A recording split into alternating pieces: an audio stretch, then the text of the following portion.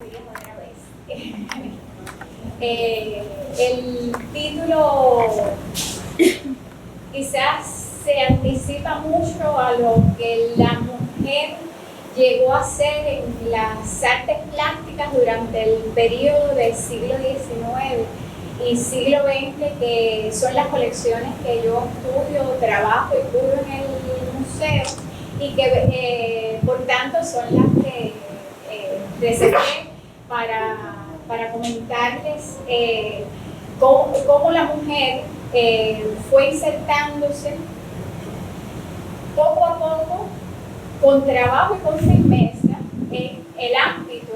de las artes visuales, de las bellas artes, se diría en el siglo XIX, en un ambiente en el cual hasta ya entrado el siglo XIX, en Cuba no había existido un sistema de enseñanza artística al cual pudieran concurrir los interesados en aprender alguna de las bellas artes. La transmisión de conocimientos se efectuaba en los talleres de los maestros pintores, que por lo general no eran solo pintores, sino que hacían prácticamente todo, hacían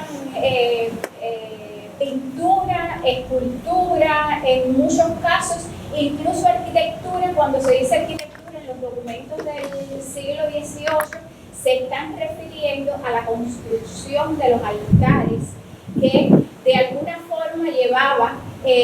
todo un conocimiento que no era solo en la parte decorativa, sino también en la parte estructural de esos altares barrocos que tuvimos y que todavía quedan algunos en algunas iglesias, como Santa María del Rosario, que si no la han visitado, visítenla para que conozcan algunas de las joyas que quedaron vivas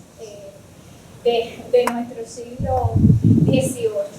Pues es a inicios del siglo XIX que comienza,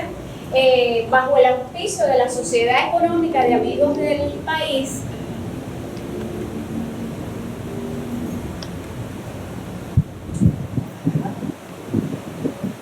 Rosa.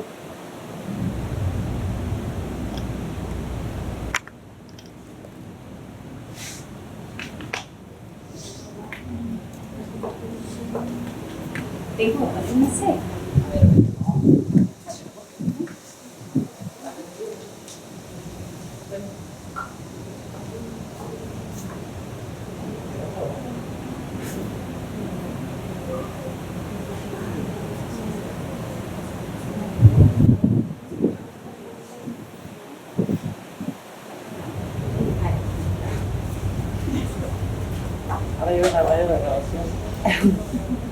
Es en 1818 cuando se funda en Cuba la primera academia, que en sus inicios no fue academia, ni se llamó San Alejandro como se llama en la actualidad, se llamaba Escuela Gratuita de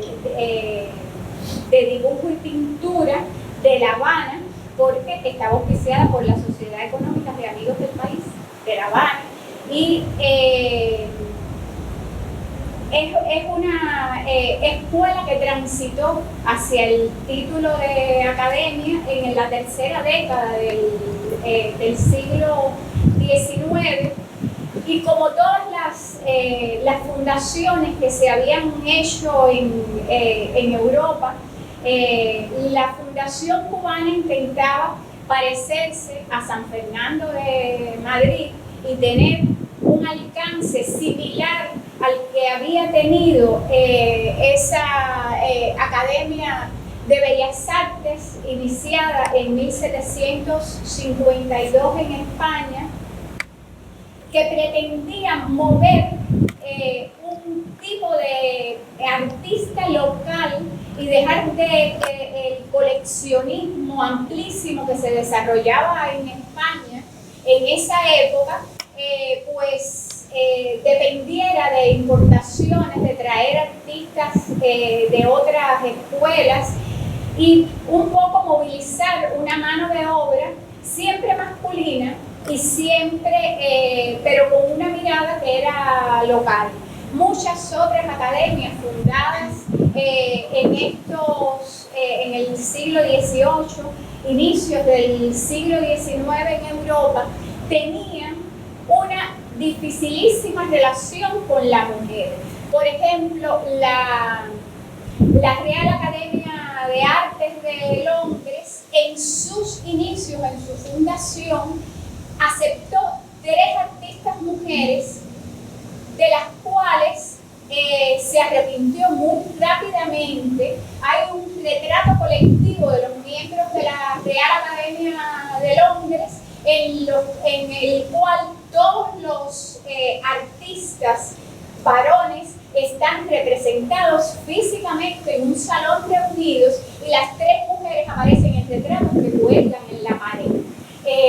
Ni siquiera para ser retratadas estaban bien por muy poco margen que se les hubiera dado en esa mirada inicial que después desterró también a la mujer, quizás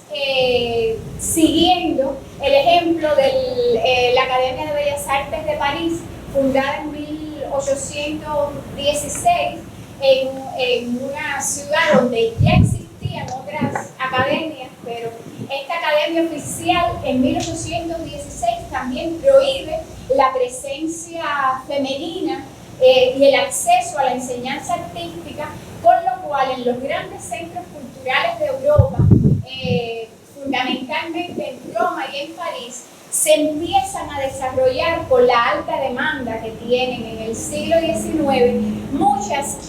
vamos a decir, academias de enseñanza libre, que no dependían de un programa oficial, en los cuales la matrícula podía ser de cursos de verano, de asignaturas independientes, según los intereses que tuvieran los que acudían a esas academias. Y en esos espacios alternativos sí se le comienza a dar una entrada a la mujer, que incluso en algunos de estos espacios, desde sus inicios, la presencia femenina, que estaba vetada para todo el resto de las academias oficiales, fue mayoritaria. En Londres, por ejemplo, la primera academia alternativa que se funda, pues tiene una mayoría de mujeres matriculadas desde los mismos inicios, tratando de parecerse a Europa, tratando de parecerse a la madre patria y a San Fernando de Madrid, pero con un primer director francés, alumno de Jacques-Louis David, el gran artista de la etapa napoleónica. Pues es indiscutible que esas influencias de Francia y de España se van a ver reflejadas en Cuba, en La Habana, en 1818, y se establece una restricción de género, porque la Academia Gratuita de Dibujo y Pintura solo aceptaba varones, y una restricción de raza, porque solo se aceptaban hombres blancos. Con lo cual es un nacimiento, vamos a decir, bastante amarrado con estas parámetros para un artesanado que hasta ese mismo momento de la fundación aceptaba libremente a mulatos libres, a negros, entre los aprendices que existían en los talleres, e incluso algunos pintores del cambio del siglo XVIII al XIX, como Vicente Escobar, que por un gran donativo que había hecho al Palacio de los Capitanes Generales había sido nombrado pintor real, pintor de cámara de Isabel II, ni siquiera es invitado por la Sociedad Económica de Amigos del País, ni por Vermeer, a participar de este proyecto educativo. La mayor parte de la justificación para vetar la participación femenina en las academias consistía en que las mujeres no podían pintar desnudos. Por lo general, casi todas las academias prohibían incluso el desnudo en vivo y las copias se hacían a partir de estatuaria grecolatina que se copiaba en yeso. La Academia de San Alejandro, desde su fundación, contó con unos modelos en yeso que había traído Vermeer de Europa y sistemáticamente esos modelos se fueron renovando, se fueron rehaciendo, y ahí pueden ver una foto de la década del 50, esos modelos en yeso. Todavía quedan 2 o 3 en San Alejandro, pero estuvieron activos en la enseñanza artística en Cuba hasta la década del 60 del siglo XX. También había otra forma de enseñar que no fuera a través del modelo vivo, que estaba prohibido, y los desnudos más todavía, que era la utilización de las galerías didácticas con obras de artistas reconocidos o de escuelas importantes europeas, en las cuales el estudiante pudiera copiar de esos modelos los elementos que necesitaba. Y por supuesto, para conocer la anatomía humana era necesario tener algunos ejemplos que si estaba prohibido, y en la galería didáctica que se hace en San Alejandro en 1843, a través de los pocos ejemplos en los cuales hay extremidades desnudas, podemos ver que incluso hasta mediados del siglo XIX el desnudo estaba prohibido, incluso el masculino. Se buscan este tipo de modelos que son hombres que por su historia, como es la de San Cristóbal, que es un personaje fuerte, musculoso, que justifica en la pintura que se vean las extremidades y la musculatura de sus brazos. Estas dos son piezas que vinieron de una compra que hizo el príncipe de Athlone, un capitán general de la isla, de 1840 a 1841 en París, o este otro tipo de personajes o de escenas bíblicas en las cuales, como es el sueño de San José, de Philippe Champagne, de la escuela francesa, que por estar durmiendo el personaje en esa escena, se justifica que no tenga todas las vestiduras puestas, y ahí el artista, el pintor, se regodea en los músculos de las partes del cuerpo que quedan expuestas a la vista. Entonces estaba prohibida muchas cosas. Estaba prohibido usar modelos vivos, estaba prohibido el desnudo totalmente, estaba prohibido que las mujeres entraran a la enseñanza oficial del arte, pero eso no quiere decir que las mujeres que estaban interesadas no buscaran vías para formarse en los conocimientos artísticos. Una de las quizás más interesantes artistas de nuestro siglo XIX, en Santiago de Cuba, Baldomera Fuentes, es una artista que aprende con esa gran emigración francesa que tiene en esos años Santiago, un pintor francés que está con una pequeña academia particular en su casa, y llegó a fundar en la ciudad en 1854 una academia para señoritas. Había también en la enseñanza pública, también había determinado tipo de segregación de género, y es una historia muy interesante porque a partir del éxito éxito que ella tiene como profesora de artes y de dibujo, que es fundamentalmente lo que ella le enseñaba a las estudiantes que tenía en su academia, el esposo empieza a vivir de ella y no trabaja más y vive de lo que recaudaba la academia, y debe ser uno de los poquísimos casos de divorcio de nuestro inicio del siglo XIX, porque ella decidió que no debía dejarse abusar por un hombre que no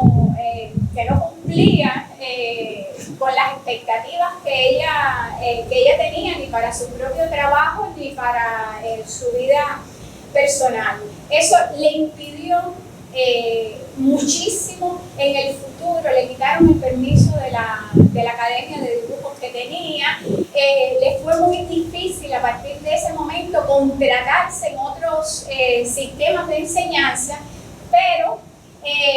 fue una mujer que persistió, al menos con ese tipo de obra de miniaturas intimista, donde ella retrata a su familia, hace pequeños medallones con temas religiosos, que es lo más común en la época, pero persiste en hacer su trabajo como artista y en su vocación artística. Y les hago un comercial porque en la sala de Colonia del museo, además, se ha incluido en el montaje actual de Colonia y Cambio de Siglo una nueva artista, Alicia Alonso de Somellán, que también fue una gran miniaturista y que, muy similar al caso de Baldomera Fuentes, en este caso ella no tuvo los problemas familiares de la santiaguera, pero sí hizo estudios en sistemas de enseñanza fuera del país por su propio matrimonio muy joven, hijos muy jóvenes, que la hicieron viajar también con el esposo a diferentes latitudes, pero donde quiera que llegó se preocupó por acercarse a algún sistema de enseñanza que después le permitió ser una interesantísima profesora en los inicios de la República, y fue una de las primeras voces que se alzó contra la enseñanza del dibujo a partir de la copla. Y trató de que la enseñanza se hiciera a partir de la naturaleza, del modelo vivo y de la relación directa con el objeto representado en el arte. Otra artista muy fascinante fue Rita Matilde de la Peñuela, una muchacha que nace en La Habana, de madre francesa, y al enviudar la madre, ella pues regresa a Francia, tiene una formación en talleres de mujeres artistas, algunas tan importantes como Rosa Bonheur en París, que es quien la inclina hacia la pintura de animales, y fue muy bien recibida en los salones parisinos a partir de la representación de felinos, que todos los críticos decían que esa era su especialidad, lo cual no la coartó de tener encargos tan importantes como un retrato de Simón Bolívar que ella hace a partir de un encargo, y que es la imagen de Bolívar que está en la moneda venezolana en la actualidad. Es un retrato apreciadísimo en la actualidad, una mujer que no solo hizo animales, aunque a la crítica le gustara que las mujeres hicieran animales, también hizo escenas mitológicas, hizo paisajes, hizo muchas otras obras. Si uno sigue las presentaciones de ella en los salones, lamentablemente aquí en las colecciones cubanas lo que tenemos es un pequeñísimo paisajito de ella que debe haber sido hecho siendo muy niña en su inicio con Zimmermann, aprendiendo a dar los primeros pasos en la pintura. Sus mejores obras quedaron en Francia y en otros lugares de Europa. Y esos gatitos que yo les puse en esa imagen fueron un aporte a la visualidad y al conocimiento de esta artista, de un gran coleccionista matancero que, interesado en las artistas mujeres en la década del 60 del siglo XIX, mandó especialmente a un marchante a que consiguiera para él en París obras de esta artista que en aquel momento se consideraba la primera mujer artista de Cuba. Por lo menos en la zona occidental era la primera que se conocía en aquella época. También hubo en el país muchas artistas que llegaron ya a través de la inmigración con conocimientos artísticos, como el caso de Margarita Sanz, de una gran familia de artistas que también se especializó en la pintura de animales. Era una tendencia en el siglo XIX, o el caso de Dolores Gargallo, también de una familia de artistas que era en el seno de el escenario donde ella había aprendido, porque tampoco había podido matricular en la Academia de San Fernando en España, y lo que había quedado para ella como aprendizaje eran las artes manuales. Es el conocimiento que ella tiene a partir en el momento en que llega a Cuba. En otros casos, algunas señoritas de la alta sociedad inclinadas por el arte, pues tenían suficiente patrimonio como para irse a estudiar y hacer un gran tour en el cual pasaran por las diferentes academias en las que podían aprender en Europa y en Estados Unidos, en Nueva York sobre todo, que se había posicionado después de la segunda mitad del siglo XIX como un centro cultural importante. Algunas, como las hermanas Hadas, pues aprovechan las conexiones familiares que tienen con España, muy activas durante el siglo XIX, para ir a estudiar academias menores en las cuales les era posible pues desarrollar los intereses artísticos que tenían. Pero además de San Alejandro, también existía en La Habana otro sitio en el cual no solo a través de que tus padres hablaran y te dieran inclinaciones y hablaran con un profesor para que te diera lecciones particulares en la casa, el Liceo Artístico y Literario de La Habana también tuvo establecido un sistema de enseñanza. En algunos casos, en dependencia de los profesores, tenían dibujo, tenían paisaje, cuando todavía no se enseñaba paisaje en la Academia de San Alejandro, ya el liceo lo hacía, y ya tuvieron la visión de algunos importantes alumnos egresados de San Alejandro de captarlos para ser profesores del liceo, con lo cual se va moviendo, a pesar de que la mujer oficialmente no puede acceder a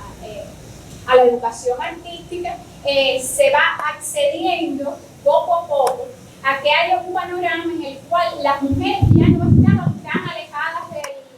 del arte. Hay una referencia a unos exámenes de 1840, siendo capitán general el príncipe de Anglona, en el cual, cuando se comentan todos los estudios que habían presentado a exámenes los alumnos varones de la academia, viene un comentario que dice que una señorita habanera expuso sus estudios y que al día siguiente aparecieron coronados de flores. No se dice en el texto de Bachiller y Morales el nombre de esta muchacha habanera que presentó sus estudios, pero en 1846 sí hay una referencia en las memorias de la Sociedad Económica, que después de hacer un listado de los alumnos de San Alejandro que debían haber tenido ayuda estatal para hacer completamiento de estudios en los grandes centros culturales de Europa, termina diciendo que le complace altamente citar a doña Isabel Pérez de Ferrán, que honra a nuestro país con sus rápidos progresos en la pintura.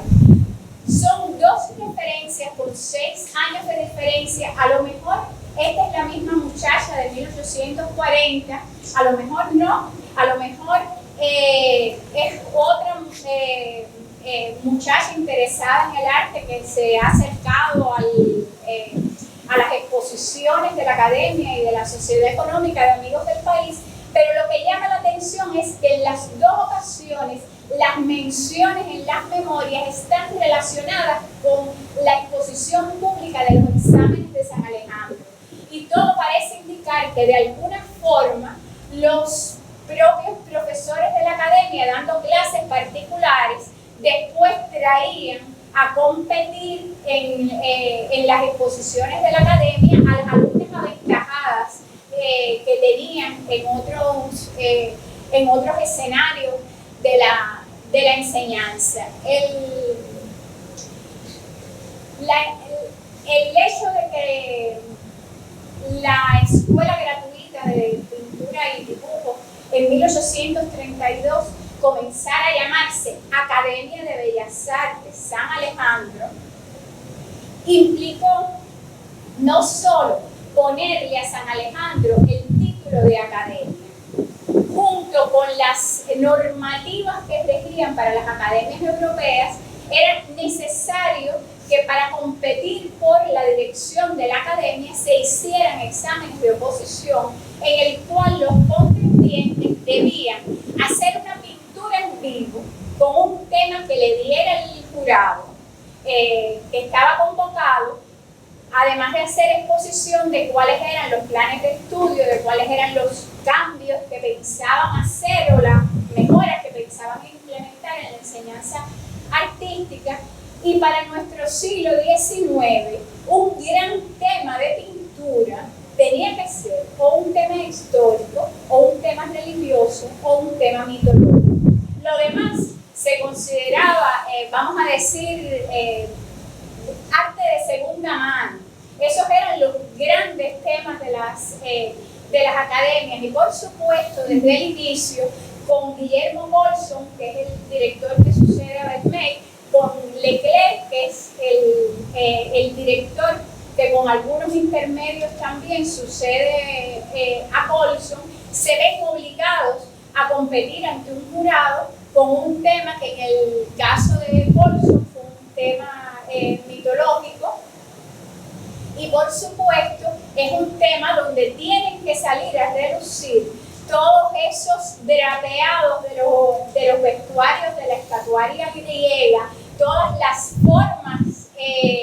vamos a decir, de la moda y de las costumbres más antiguas que se aprendían a través de esa enseñanza a partir de los modelos de estatuaria o de las pinturas de otros tipos, y con el tema histórico, cuando se trae al contexto americano, que es el tema que le ponen a Leclerc, la primera misa en América tiene, no se ve muy bien aquí, déjenme ver si les puedo señalar.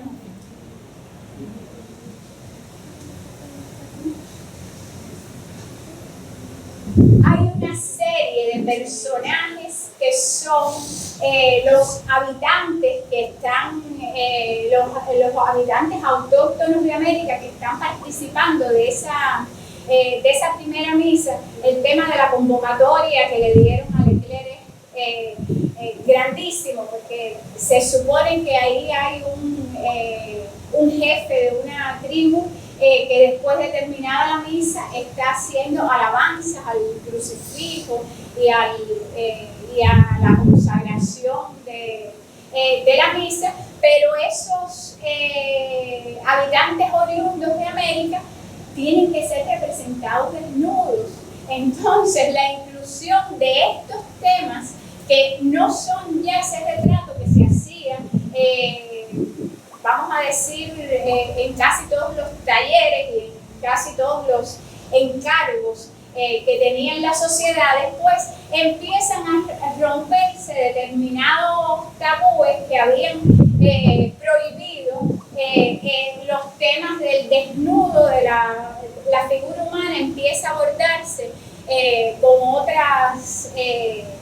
con una mirada diferente, y tal es así que en 1848, y con algunos textos de la Sociedad Económica, le dicen inspector a estos personajes que dirigían al director de la academia. Otros le dicen curador a ese personaje. En Cuba el nombre de curador se utiliza desde el siglo XIX, sobre todo vinculado a la enseñanza artística. Y ya desde 1848 se comienza a hacer desnudos al natural en la Academia de San Alejandro. Quiere decir, como un modelo vivo, ya hay tabúes que se van rompiendo. Por supuesto, esa era una clase que se convocaba de noche, porque se suponía que los niños chiquitos o más jóvenes que estuvieran aprendiendo no estuvieran. Y por supuesto, no tengo que decirle que los modelos no eran mujeres, eran hombres, para esas clases que tuvieron una enorme convocatoria. No alcanzaba el salón en ese momento en San Felipe Neri, era el lugar, en el claustro, era el lugar donde estaba funcionando la academia con la Sociedad Económica de Amigos del País. No alcanzaba el local para esas clases que tenían una audiencia bastante elevada. El director que sigue no es francés, pero sí había estudiado en Francia, Juan Francisco Wenceslao Cisneros, era salvadoreño, muy jovencito, hizo su enseñanza, viajó de El Salvador a Francia, y de regreso, supuestamente a El Salvador, hizo escala en La Habana y nunca se fue. Un gran terremoto hizo que su familia perdiera todo en 1858, y él pintó un bellísimo cuadro y lo mandó para que su familia lo vendiera y tuviera dinero para vivir, pero nunca regresó. Se había formado en una bohemia en París que lo acercaba a personajes como Madame Sabatier, que era una cortesana famosísima, inspiradora de esculturas que asombraron y levantaron críticas en París, por supuesto. Con esa formación que tenía Cisneros, y pese a las muchísimas restricciones que le tocaron durante su mandato en San Alejandro, que incluyeron el inicio de las guerras de independencia, la rebeldía de muchos de los estudiantes de la academia, que tuvieron que, en algunos casos, que ser separados de la escuela, él con una mano pintaba un retrato del capitán general y con la otra pintaba o hacía grabados de todos los poetas cubanos de nuestro siglo XIX, series bellísimas de grabados que nos dicen la cercanía que él podía tener con esas ideas más criollas y más independentistas, que no las podía expresar públicamente a partir de su obra. Y con él se forman artistas como Melero, que dio sus clases de colorido con Cisneros. Y ahí viene donde estos artistas empiezan a decir: caballero, que hay truco y trato. Nosotros podemos pintar desnudos femeninos, no hace falta restringirse tanto. Tenemos que buscar un tema bíblico. Lo que dice la Biblia en el Antiguo Testamento está todo permitido. Es un momento en que todavía no ha llegado la revelación. Ese tema del Antiguo Testamento, en el cual el desnudo viene con la historia, como es el caso de Lot y sus hijas, que los seducen para no tener descendencia con una tribu que no fuera judía. Ahí el desnudo se permite. En el arte europeo hay montones de ejemplos de ese tipo en el que, mira, a través de los temas bíblicos o de escenas que justifican de algún modo, como son las escenas del purgatorio o del infierno, que justifican el desnudo, pues esas son escenas que permiten al artista liberarse. Lo simpático es que seguía habiendo muchos desnudos de varones en la Academia Cubana con modelos varones, y cada vez que encontramos en el arte colonial un desnudo femenino dice París y la fecha en la cual estuvieron de viaje los artistas. Todavía era un poco complicado encontrar modelos femeninas en Cuba, porque no era una profesión como quizás se puede ver en la actualidad. Pero no se nos olvide que cuando en 1878 Miguel Melero, que es el primer director cubano de la Academia, hace su ejercicio de oposición, que no fue un ejercicio, lo obligaron a hacer la defensa 3 veces para darle la dirección de San Alejandro, porque el capitán general se lo quería dar a un español. De alguna forma acababa de terminar la guerra de los 10 años y era conveniente para el gobierno colonial tener un cubano para un poco significar esa paz entre los bandos, pero a pesar de eso, Melero tuvo que defender 3 veces su presentación para la dirección de San Alejandro, en la cual ganó amplísimo, según todas las personas que estuvieron en los 3 jurados, con un tema mitológico en el cual había un desnudo femenino, pero esconde el rostro de la mujer. Su modelo no se le ve el rostro, está escondido detrás de la espalda del centauro. Hay un desnudo, pero hay un pequeño paño de pudor que conserva la intimidad de la modelo que él está utilizando, cosas que después grandes piezas de su alumno Armando García Menopal ya se van a liberar totalmente de ese tipo de complejos. Miguel Melero viene de toda una camada de artistas graduados de San Alejandro que habían ido a completar estudios en Europa, que habían conocido las academias alternativas en las cuales se dejaba entrar a la mujer para estudiar arte. Y entre los grandes cambios que él hace al entrar a San Alejandro es, hay otros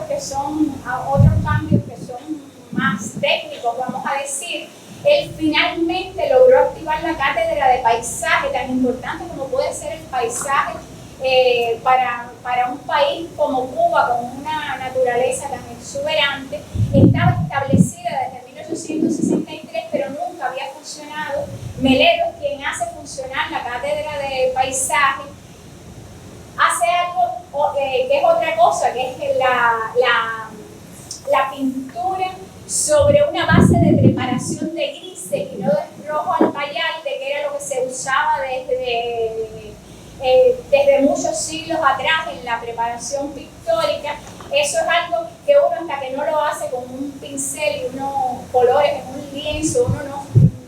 no puede valorar la diferencia que hay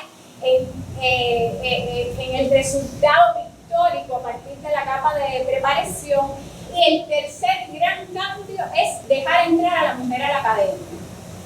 Él no le pidió permiso permiso a nadie. La primera mujer que entra, que se llama Marta Valdés, él hace un comunicado al capitán general de que está dándole entrada a la clase de dibujo elemental a la señorita Marta Valdés. No pidió permiso, él, y a partir de ahí no hubo permiso para más nadie. Sencillamente empezaron las mujeres a matricular en la academia sin ninguna restricción. Estas primeras matriculadas, Marta Valdés solo duró un curso en la academia, María Luisa Cayo Negrete solo duró 2 cursos. Sin embargo, la tercera mujer que matricula entre un listado que cada vez se fue haciendo más grande, Elisa Vicino, sí permanece durante 7 cursos en la enseñanza artística. Es una alumna que desde los inicios tiene las mejores referencias de sus profesores por la aplicación y por los resultados. Ya en el segundo año ya está recibiendo premios y medallas. En el tercer año en la academia, la Universidad de La Habana la condecora en un acto público por los resultados artísticos. Es una pintora de la cual lamentablemente hasta hace muy poco no se conocía prácticamente ninguna obra, pero en estos últimos años, a partir de la celebración del bicentenario de San Alejandro en el 2018, empezaron pues a salir. Lo primero que apareció fue la firma de Elisa Vicino en un lienzo que llevaba más de 40 años en la colección italiana del museo. Y ahora ustedes lo miran y con muchísima razón. La muchacha está vestida con un traje típico italiano. Está sentada en un escabelo que es un mueble del Renacimiento italiano. Tiene una lámpara de aceite del Renacimiento italiano arriba de la mesa. No hay nada en ese cuadro, a no ser la firma que nos diga que esa pintura no es italiana, pero les recuerdo que las clases de colorido, que era donde se hacía pintura, eran clases en las cuales se ponían los estudiantes a copiar algunas obras que les pudieran servir de ejemplo o de inspiración, sobre todo si tú estás en el segundo año de tu enseñanza artística, como es el caso en 1881, cuando Elisa Vicino pinta esta pieza. Sin embargo, esa firma tiene algo muy interesante, que es que debajo dice Beatriz Marguerite Gerard. ¿Quién es Marguerite Gerard? Es una pintora del rococó francés, cuñada de Fragonard, el más quizás relevante pintor del rococó, y ella aprendió en el taller de su cuñado, aprendió no solo pintura, sino también grabado, y realizó una obra que se puede clasificar dentro del costumbrismo, en el cual ella hacía muchas escenas interiores de mujeres con niños. Siempre ahí no se ve muy bien en esa pieza que les pongo, pero fíjense en esa muchacha que ha recibido una carta. Evidentemente el esposo está en la guerra, en alguna de esas tantas guerras que pudo haber tenido Francia, y hay un retrato de la figura masculina puesta detrás. Exactamente lo mismo que hace en su obra Elisa Vicino, pero Elisa Vicino cambia los muebles, cambia todo el ambiente, cambia los elementos que aferran a una época y a un lugar esa pintura que está realizando, para tener dentro de ese ejercicio de la copia un poquito de autenticidad y de su propia creación Y es sumamente interesante, no digo yo si Miguel Melero decía que era su alumna predilecta, si una de las cosas que pensamos al principio cuando se descubrió la firma en rojo es que casi todos los pintores españoles que pasaban por Roma, como Melero, firmaban en rojo. Y se nos ocurrió que ella era tan buena en su segundo año de enseñanza que a lo mejor es que quizás ella en San Alejandro había pasado por algún lugar. Hasta hace unos meses que apareció en la Biblioteca Nacional una carta en la cual la madre de Elisa Vicino da las gracias a la Sociedad Económica de Amigos del País que le había permitido pagar los estudios de su hija en la Academia de San Alejandro. Olvídense que si le tenían que pagar los 2 pesos que costaba la matrícula del año, no podía viajar a Roma. Evidentemente, esta es una obra que tiene que estar basada en algún tipo de grabado de Marguerite Gerard que ella llegó a conocer, que quizás fue uno de esos regalos de grabados que le hicieron cuando la premiaron en San Alejandro. Quizás tiene que ver con que a finales del siglo XIX hay un revival del rococó con los estilos historicistas y es un momento en que quizás se volvió a mover en La Habana, qué cosa tan rara, pero lo más interesante es que es el homenaje de una artista mujer a otra artista mujer de un siglo atrás en circunstancias quizás muy similares a las que ella había vivido hasta que con 28 años se pudo matricular en San Alejandro cuando finalmente se abrió la enseñanza artística para la mujer. Las notas de Elisa Vicino fueron espectaculares durante esos 7 años que permaneció en la academia, pero no fue la única de estas alumnas que se tomó el arte tan en serio que no se querían ir de la academia. En el caso de Rosa San Pedro y Humani, estuvo 9 cursos en San Alejandro. Las piezas que se conocen de ella dicen que su familia guardó todo cuando ella murió muy joven en 1897, pero en las colecciones públicas hay muy pocas piezas de ella. Las que se conocen son como esta de una colección privada con un toque costumbrista de finales del siglo XIX. En otros casos, las muchachas se contentaban con algunos cursos en los cuales aprendieran a hacer decoraciones lindas para su hogar, a quizás poder pensar bien en un dibujo que voy a abordar después en un cojín. Pero algunas, como Concepción Mercier, llegan a ser profesoras de la academia. Después vamos a hablar de otras. En el caso de Dolores de Bernini, de una familia de músicos muy conocida en La Habana, no le gustó mucho el periodo que estuvo en San Alejandro. Sin embargo, la enseñanza particular que ella había recibido de Menocal, ella decía que le había sido suficiente para todo el resto de los centros internacionales de enseñanza por lo que pasó, y es una de las profesoras que tiene Juana Borrero, que matricula muy temprano, muy niña, con 9 años de edad, y si no hubiera muerto a los 16, no podemos imaginarnos qué obra hubiera hecho esa gran artista. En el caso de Elvira Martínez y Martínez, viuda de Melero,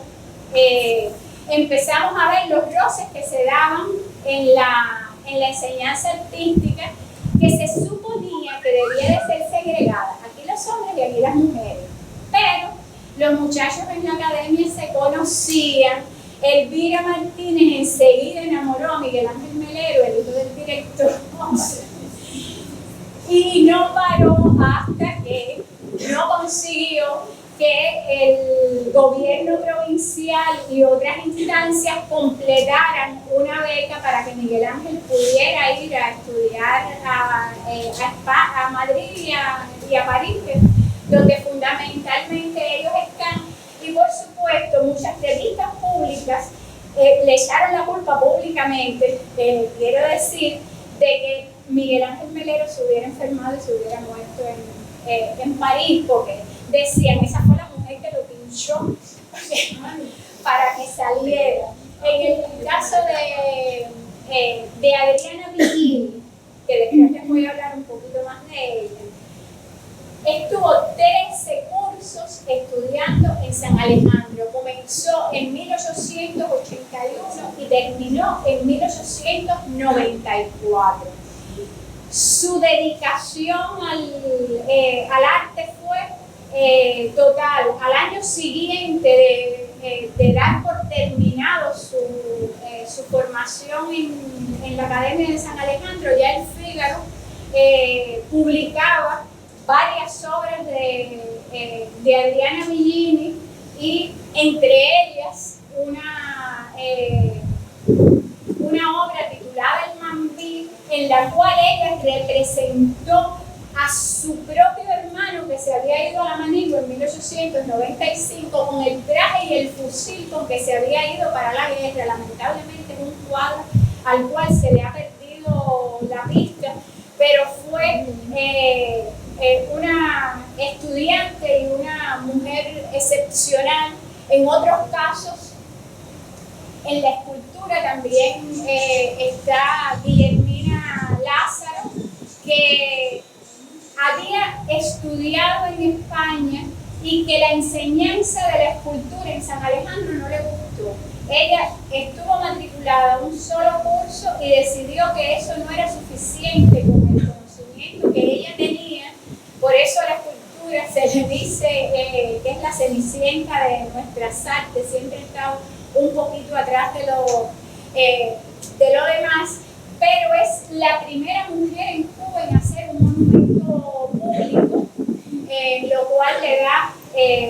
una relevancia grande. En el caso hay otros casos en que hay una mujer en la familia que le interesa el arte, que es el caso de Concepción Bosch, y la familia obliga a alguien a que estudie con ella en la academia para que le haga de chaperón. Y hay muchísimos casos en que hay 3 hermanas o 4 hermanas matriculadas, o ves que hay 2 hermanas, 2 primas y 2 cuñadas, y están todas, y de ellas hay una que es la que realmente está interesada y continúa durante el tiempo necesario para tener una carrera artística. En el caso de Concepción Bosch, es una mujer que durante la emigración en Cayo Hueso se dedicó a hacer retratos al creyón como ese, de patriotas, para venderlos, rifarlos y reunir fondos para la independencia. Pero hay otros casos, incluso como el de Magdalena Peñarredonda, que con 38 años de edad estuvo matriculada en la Academia de San Alejandro, sacando notas de sobresaliente, y uno se pregunta, bueno, esa mujer que tenía un papel tan importante en lo que estaba pasando en la Manigua, que era el enlace con la tropa de Maceo, ¿cómo podía sacar notas de sobresaliente en la Academia de San Alejandro? Indiscutiblemente la apertura que se logra a partir de 1879 fue, vamos a decir, una válvula de escape para las inquietudes femeninas que no podían encaminarse por otros derroteros, pero también era una enseñanza que después, con un título de San Alejandro o con una certificación de años de estudio, les permitía ser maestras y dar enseñanza de dibujo, sobre todo a nivel primario, medio, que tuvo siempre en Cuba Cuba, enseñanzas que tenían este tipo de habilidades manuales, pero tampoco nos vayamos a creer que las intenciones fueron que las mujeres, vamos a dejar que las mujeres hagan lo que ellas quieran. Hay un texto de Sebastián Gelabert hablando de los meleros, en que él dice que Miguel Melero pensaba que las entonces señoritas llegarían a ser madres que inculcarían a sus hijos las aficiones y los sentimientos por el arte, y que eso era lo que iba a dar entrada al arte cubano. Indiscutiblemente, cuando 20 años después hay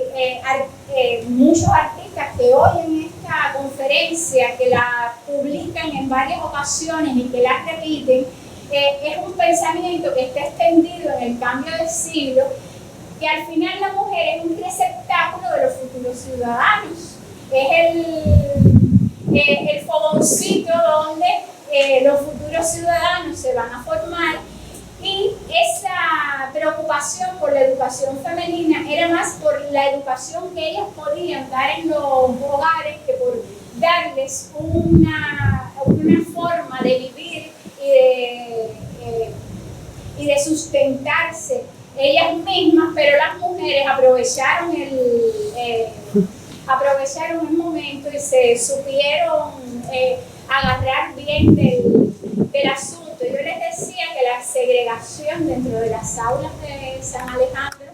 era muy difícil. Había muchos estudiantes matriculados en cada año, y cuando uno ve pinturas como esta, que está en la sala colonial, uno se da cuenta que los estudiantes varones utilizaban a las estudiantes mujeres como modelos en sus ejercicios artísticos, y que había un intercambio que no era necesariamente llegar al matrimonio, como el caso de Elvira Martínez de Melero, pero sí hay un creciente número de matrículas femeninas que, en dependencia de si uno lo mira en los libros de pago de matrícula, o si uno lo mira en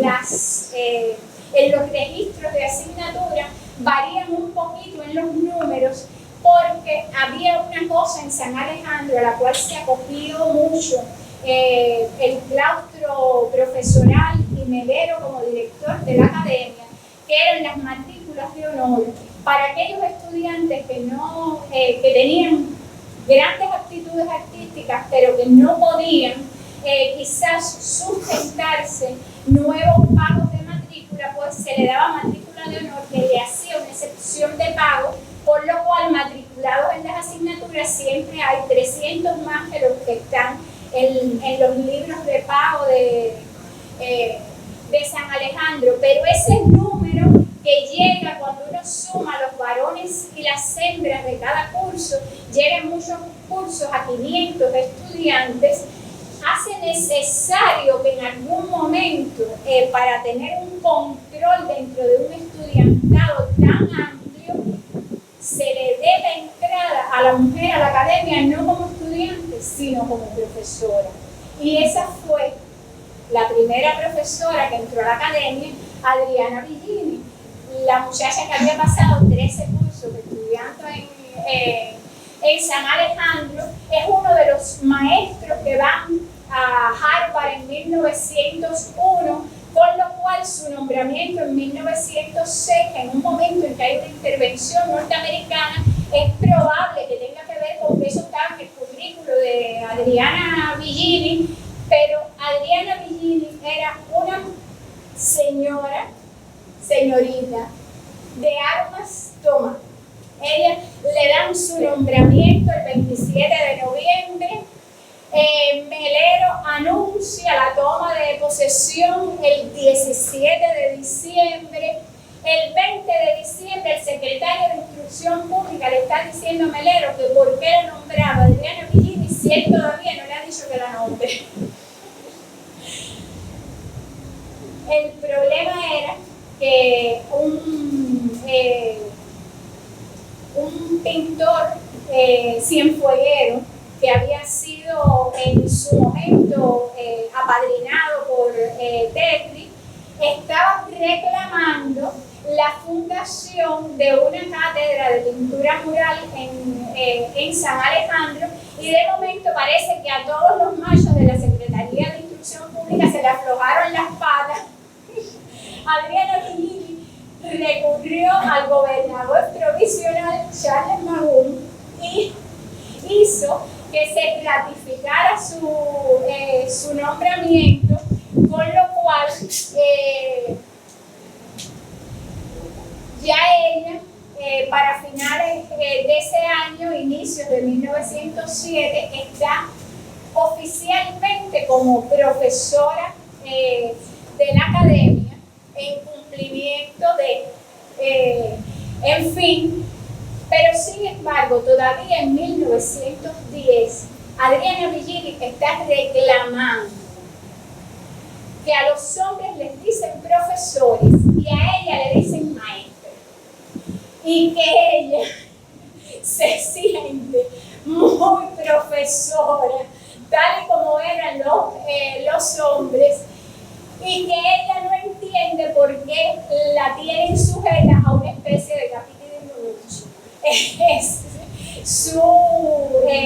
su reclamo, con una gran fortaleza que la hizo no solo llegar a ser jefa de una cátedra, sino a ser titular emérita de San Alejandro. Es una mujer que no se quedó solo en la academia. Ella fue la representante de la academia en los congresos de mujeres que hubo en Cuba en 1923 y 1925, cuando se discutía el voto femenino, y fue una de las principales organizadoras de las fiestas de cultura que se hicieron en la década posterior, cuando finalmente, por una ley provisional que fue refrendada por la Constitución de 1940, se le dio el voto a la mujer en Cuba, con lo cual fue una insospechada luchadora, no solo por el acceso de la mujer a los mismos puestos de trabajo que podían tener sus colegas masculinos, sino que se preocupó por un entorno muchísimo más amplio que el de las artes, a pesar de haber nacido en la República Dominicana, aunque para trabajar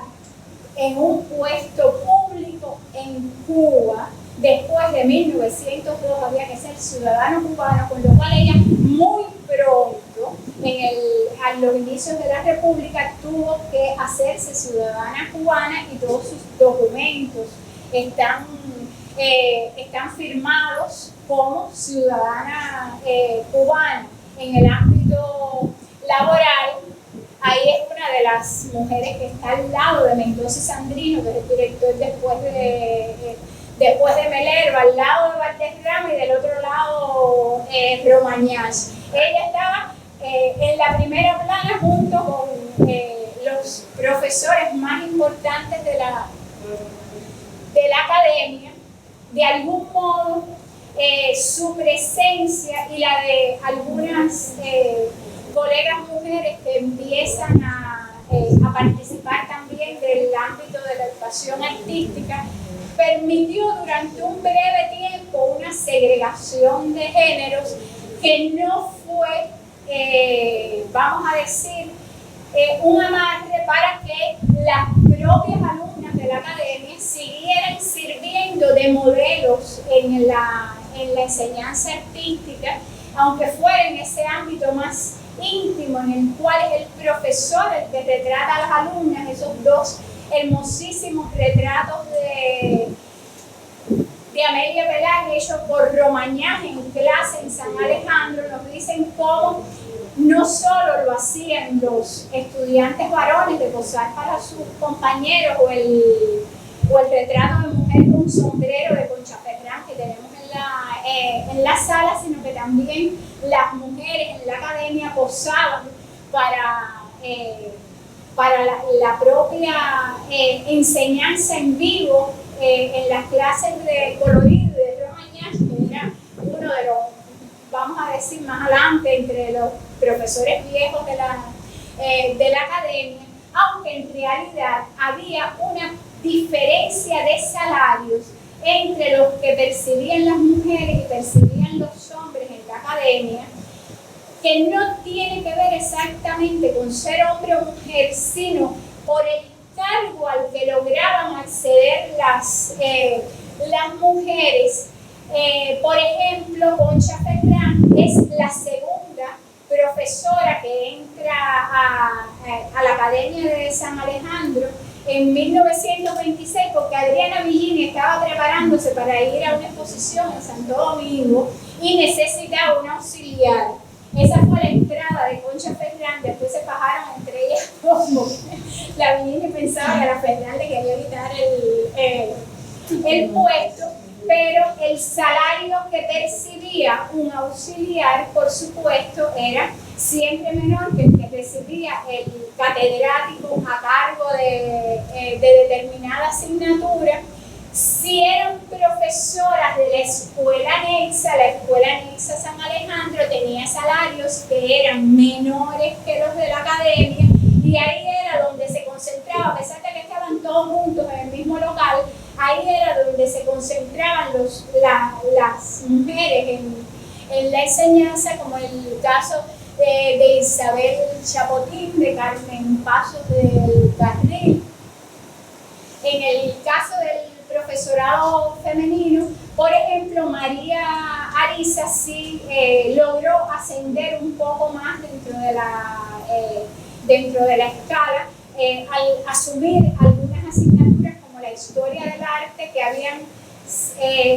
sido dejadas por hombres. El primero que la dejó fue Rodríguez Morel para irse a ser director del museo, después la dejó Valderrama para ser director de la escuela, y ella en algún momento accede a ser titular de una cátedra, pero que el caso de Luisa Fernández de Morel siempre fue, a pesar de las grandes dotes artísticas que tenía, siempre fue auxiliar de la academia. Ya les digo que la gran excepción durante toda una primera etapa de la mujer como profesora en la Academia de San Alejandro es el caso de Adriana Villini, y la segunda gran excepción es el caso de Silvia Fernández Arrojo, que fue alumna predilecta de Cromañas en sus últimos momentos, ya muy anciano, con 90 años en la academia, y logró que a la muerte de Cromañas se le diera el título de titular de la clase de colorido, que era la principal cátedra que tenía la academia, y era por lo general la cátedra que daba acceso a la dirección de San Alejandro, lo cual nunca llegó a suceder durante la etapa republicana. Solo después del triunfo de la Revolución en 1959 hay 3 mujeres en la historia de San Alejandro que han accedido a la dirección de la academia, y en los 3 casos han sido técnicos y metodólogos de educación y no artistas. En el caso de los hombres es más común que los que lleguen a la dirección de la academia sean artistas en ejercicio de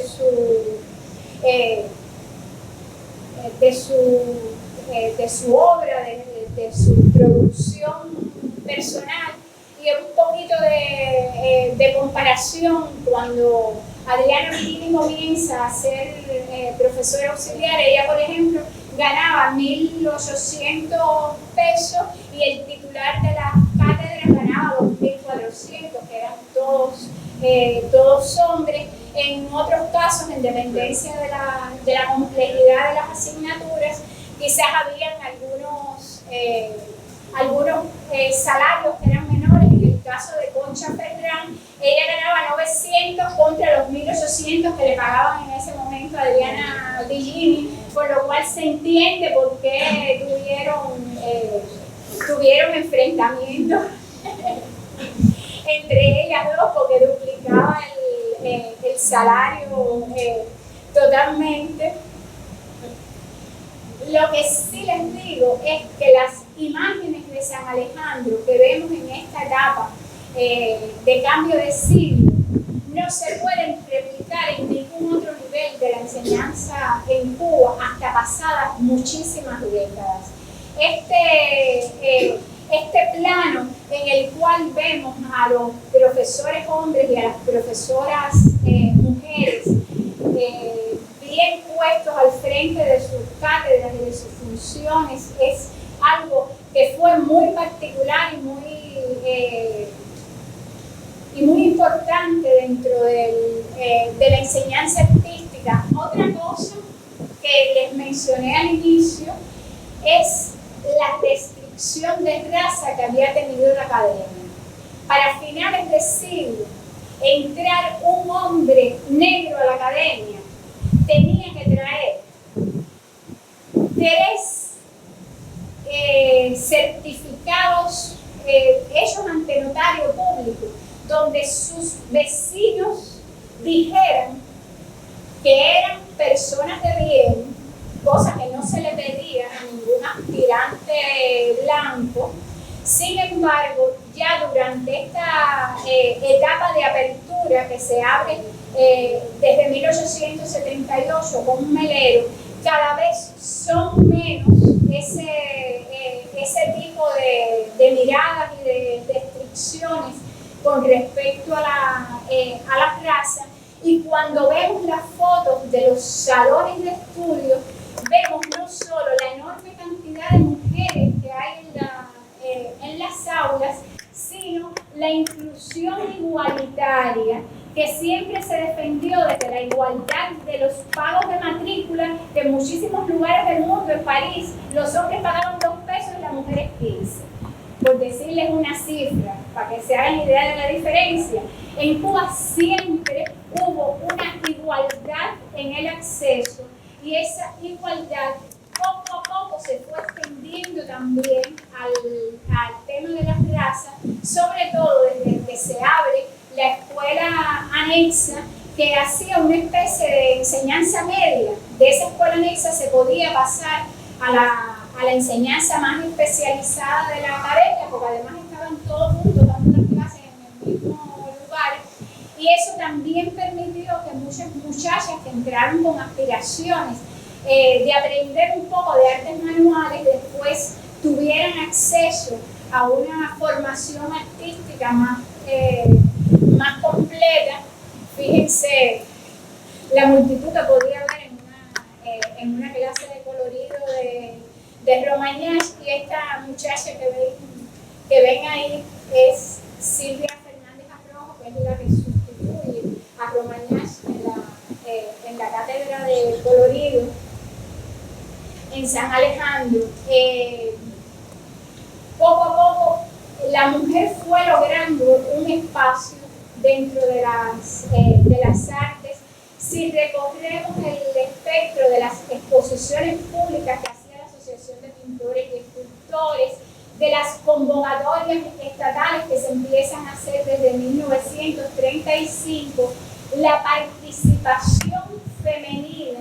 es muy activa en el escenario artístico cubano, y lo que sí es muy extraño es que siempre a las colecciones entraron más las obras de los hombres que las de las mujeres. Ese ejercicio de criterio en el coleccionismo, yo diría que con algunos ejemplos como las propias piezas de Adriana Bellini que tenemos en la exposición que está ahora en la entrada del centro de documentación del museo, de esas 3 únicas obras que hay en colecciones públicas de Adriana Bellini, no se corresponden con la extensísima vida expositiva que tuvo la artista, con la cantidad de personas que le compraron obras a Adriana Bellini o que le hicieron encargos para determinar los escenarios públicos. Era muy común que los grandes encargos estatales siempre se los llevaran algún hombre, pero la participación femenina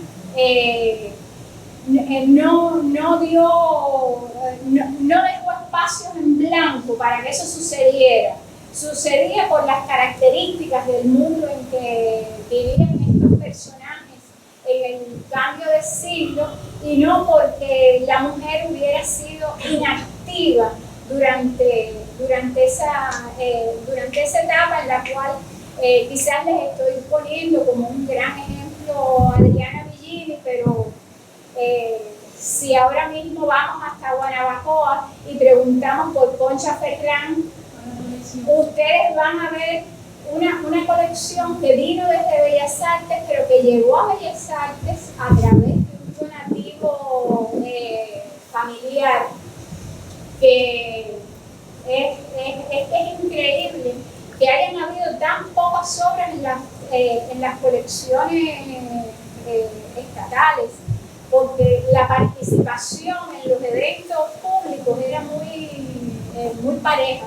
vamos a decir, y sobre todo todas estas mujeres que eran profesoras de la academia, su primer ejemplo para su estudiantado era participar en todas las convocatorias públicas que se circulaban en la época y en las grandes exposiciones que se hicieron. Lamentablemente, por ejemplo, de Adriana Bellini solo tenemos 3 obras. De Elisa Vicino aparecieron 2, porque además de esa firmada, con una publicación que había hecho la propia Adriana Bellini sobre la mujer en las artes en Cuba en el año 1900, había una reproducción en blanco y negro de una obra que hay en blanco y negro y desenfocada, pero muy familiar, y cuando me puse a buscar, estaba en la colección como Miguel Ángel Melero. En el museo tenemos 2, acaba de aparecer otra más en la oficina del historiador, por lo cual de Elisa Vicino tenemos 3 ahora en las colecciones públicas, pero siempre es minoritaria la presencia femenina en las colecciones, y es algo que hay que también que pensarlo para el futuro, para el coleccionismo preventivo que hacen las instituciones, tratar de seguir también a las artistas mujeres, aunque a veces quizás los que puedan saltar a un escenario internacional con más facilidad sean artistas hombres, pero no quiere decir que no tengamos una historia femenina dentro de las artes visuales que sea realmente bien enjundiosa y bien importante. Hemos hablado de un pequeño periodo de la historia del arte en Cuba y de las mujeres que se aventuraron en ese camino de las artes visuales, pero cuánto no pudiéramos decir si abriéramos el diapasón temporal y incluyéramos otras épocas y otros escenarios. Si quieren preguntar algo, sí.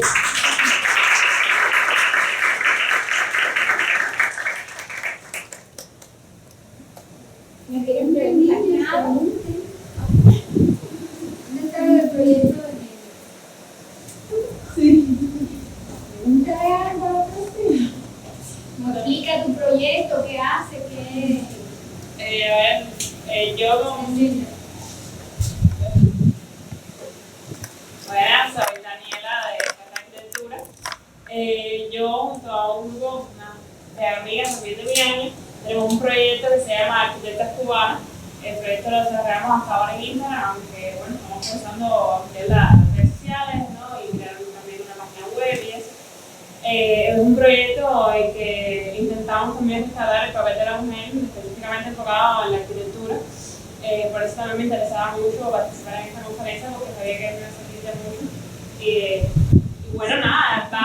de la misma labor que veo que usted hace, en muchísimo menor escala, por supuesto, de investigación, hemos ido a las bibliotecas y eso, y hemos publicado por año de graduación y la biografía de algunas arquitectas. Y además de eso, bueno, incluimos algunos otros materiales que pueden ser interesantes, porque porque es una página de Instagram que es muy visual y que necesita también de atracción, ¿no? Y bueno, sé que todas estas conferencias y eso van a ser de mucha ayuda para nuestra página. Porque la verdad es que además muy buena la conferencia, me gusta mucho cómo la comunico.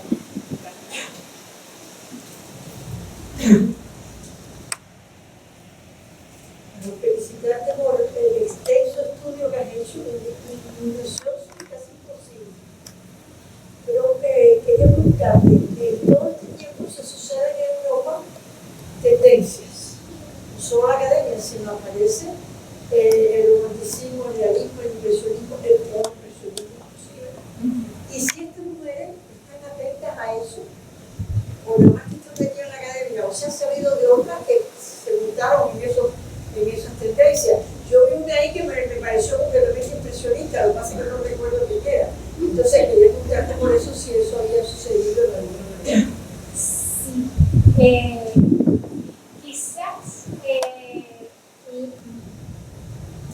Quizás hay que echarle la culpa a Romagnés, que según dicen las personas que fueron sus estudiantes, aunque fuera ya cuando era muy anciano, siempre fue el profesor más abierto a dejar experimentar a los estudiantes, y es quizás uno de los pocos que no pide los años sabáticos que se concedían a los profesores para irse a viajar con la familia, sino para ir a estudiar y hacer cosas nuevas. Y eso siempre se comunicó al estudiantado que Romagnés tenía en el aula. A Melero. A Menopal lo querían porque había sido mamá. Y se ponía a hacer cuentos de Maceo en el aula y decía poesías y todo el mundo lo quería. Pero vamos a decir que las incursiones, Menopales premiado siendo estudiante de San Fernando de Madrid con el mismo premio que Sorolla en el año 1884. No estamos hablando de cualquier estudiante. Sin embargo, fue mucho más complaciente, vamos a decir, con la clientela que tuvo, y experimentó menos que Romagnés, aunque indiscutiblemente la incursión de Menopal en el impresionismo también es muy importante, tan importante como la de Menopal. Esta generación del cambio de siglo se caracteriza lo más avanzado a lo cual accedió esta generación y muchos de nuestros artistas de vanguardia que no están en la sala de cambio de siglo por gusto, porque su primera etapa como alumnos de Romagnés fue incursionar en el impresionismo. Sí les interesaba, porque sobre todo los que podían viajar veían las tendencias y en muchos casos se interesaban por seguir esas tendencias que veían en el ámbito internacional, pero lo que primó en el cambio de siglo en Cuba fueron las tendencias de modernización no vanguardista, esas que se fueron por la vía del simbolismo y de otros movimientos en Europa que seguían utilizando la estética académica y el bien hacer que se enseñaba en las academias, aunque el espíritu detrás de esas obras fuera de crítica social. Ahí está el nido de miseria de Romagnés, siendo todavía un estudiante en Roma, es su último envío como pensionado a la Diputación de Santa Clara. Esa crítica social que está implícita en muchos de los movimientos no vanguardistas de esa etapa van a ser lo más a lo que más se aferra este estudiantado en Cuba, sobre todo por la gran influencia que podían tener las voces que estaban al frente de la institución arte. En muchos casos hay que ver las publicaciones de Rodríguez Morey en la prensa de la época o de las conferencias de Meno Carlson de Morirse, hablando cuando empiezan a hablar del arte nuevo o de lo que nosotros ahora llamamos vanguardia. Lo que se habla de esas tendencias son horrores y eso se transmitía. Entonces es una generación que a lo más avanzado dentro de las tendencias internacionales que llega es al impresionismo. El postimpresionismo va a venir después cuando ya hagan otro tipo de viajes a Europa, ya no dentro de esa vigilancia de la academia, sino esos viajes más libres en los cuales se pueden vincular con otros escenarios. Si nos fijamos en la obra, y yo no les puse ninguna obra de Concha Ferrán porque pensé traerles un libro que tiene unas láminas impresionantes y se me olvidó. Pero si ustedes ven esas obras de Adriana Villini que yo les puse, ahí tenemos a Melero, a Menocal, a los profesores que ella tuvo en la academia diciéndole cómo se hacía.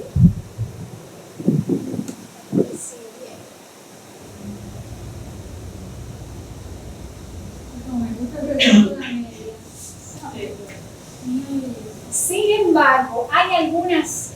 en ese retrato de dama, que es un retrato hecho siendo Adriana Villini todavía estudiante de esos 13 años de San Alejandro. Ahí está Menocal, ahí está Rosario, el retrato de Menocal de Rosario Armentero, pero ahí se ve la influencia que ella tiene de sus maestros, de esa enseñanza del arte. Sin embargo, y este es un tema, el de la cocinera cubana,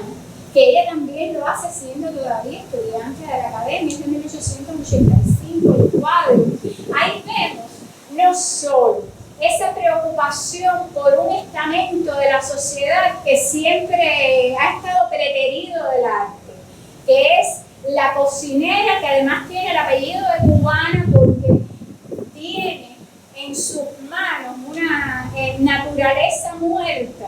que es toda de frutos y de cosas que tienen que ver con Cuba y con nuestra insularidad y nuestros campos. La naturaleza muerta es uno de los temas que toman las vanguardias para darle la cabeza a las academias, pues, que se consideraba un género, no de tercera, de cuarta, de quinto, de sexta, si ustedes quieren. La naturaleza muerta la hacían los que no sabían pintar. Eso era un género prohibido. Y ella no solo se aferra a este personaje que no es una dama de la sociedad, que es la cocinera que acaba de venir del mercado con su compra,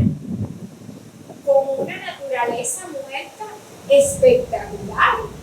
que es una forma, por eso yo les digo que son artistas que se mueven dentro de una modernización no vanguardista. Utilizan las técnicas académicas, pero están trabajando con temas y con elementos que son precisamente de enfrentamiento a la academia. Claro, si ustedes ahora ven las obras de Concha Ferrán, que sí son de un impresionismo desbordante, uno diría, bueno, ya tenían que haber quitado a Adriana Villini y haber puesto a la Ferrán para que ayudara ahí a Romagnana a modernizar un poco la cosa. Pero bueno, siempre es una época que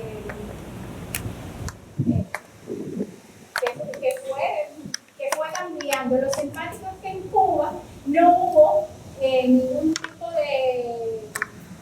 de postulado antiacadémico por las vanguardias. Las vanguardias, todos nuestros artistas de vanguardia hicieron sus primeras exposiciones en los ámbitos de la Asociación de Pintores y Escultores, que había sido fundado y era dirigido por todos estos académicos hombres, y fueron escenarios de la institución arte en la que nunca se le dijo que no a esas tendencias nuevas que se estaban viendo en los estudiantes que ya después de 1925 retornaban de Europa habiendo visto otras cosas. Hace rato que yo no voy por Bellas Artes cubanas, pero cuando iba, lo que recuerdo es que no había tantas pinturas, esto hablaba muchas más, que no aparecen en las exposiciones que están expuestas en Bellas Artes. ¿Cuáles son las mujeres fundamentales que aparecen antes de la vanguardia, no ahora en la academia, de las mujeres nuestras? Bueno, ahora se sacó el de Elisa Vicino de la madre Bohemia, está en Polonia porque ella muere entre 1886 y 1891, todavía no se ha encontrado la defunción de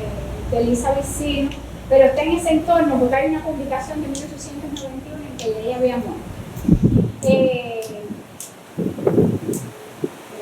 Pero hay otras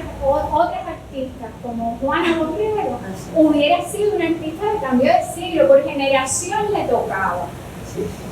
pero se murió antes de tiempo. San Pedro de Manes hubiera sido una artista de cambio de siglo, por las fechas de nacimiento, ellas les tocaba ser del cambio de siglo. Lo que pasa es que mueren muy jóvenes y la obra se queda muy incipiente y muy poco conocida, pero en la sala de cambio de siglo del museo sí hay muchas artistas mujeres. Hay obra de Amelia Peláez, que de esta etapa de alumna de Romagnac, que es importantísima, esos paisajes de Puente Grande, pero también hay muchas otras de estas artistas, no solo Concha Ferrán, está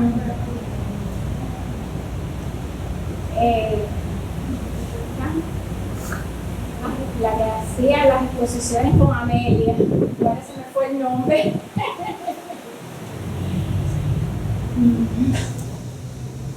Se me fue el nombre. Hay al menos 5 artistas mujeres en la sala de cambio de siglo. Bueno, está Adriana Bikini también. En el caso de los hombres, sí hubo algunos que incluso incursionaron en el puntillismo de esta generación. Entre las mujeres no hay ninguna, aunque sí hay una obra muy importante que ya está casi perdida, de Concha Ferrán, dentro de una estética Art Nouveau, que está en el libro de San Alejandro que hizo Valderrama, que es una pieza única. Recuerda ya muchas de las tendencias abstractas que se están dando en las vanguardias europeas y que indiscutiblemente responden a muchos viajes que en ese momento había hecho Concha Ferrán, pero lamentablemente muchas de las piezas que tiene la colección del museo permanecieron durante muchísimos años en algo que Marta Arjona le decía dentro de los almacenes del museo, la burumba. Y en esa burumba se salvaba Menecal por Mampi, Romagnac por buena gente y Rodríguez Moré por haber sido director del museo. En esa burumba caía todas las mujeres, las piezas. Tenemos piezas bellísimas de Luisa Fernández, de Motel y Gauguin, pero están en unas condiciones de conservación que llevarían restauraciones capitales. Conferencia me hizo reflexionar de que también en las primeras vanguardias, nada más que está Amelia Peláez. La estoy viendo, sí, y nada más que está Amelia Peláez. No hay más nadie, y tiene que haber otra gente que se puede poner ahí, indudablemente. Después ya en la segunda vanguardia ya es imposible poner más mujeres, porque las mujeres se quieren de manera mucho más fuerte una presencia en toda la parte de la primera vanguardia. Nada más que Amelia. y eso tiene que cambiar porque seguramente hay otros que pueden estar ahí de alguna manera. Amelia, después me está cerca. Sí, ese ni me acuerdo. Me acuerdo que también, indudablemente, pero todos los demás son bien. Una, dos, cuatro salas. Cuatro salas de la de inicio de María, que comienza con el famoso de Víctor Manuel. Bueno, gracias otra vez.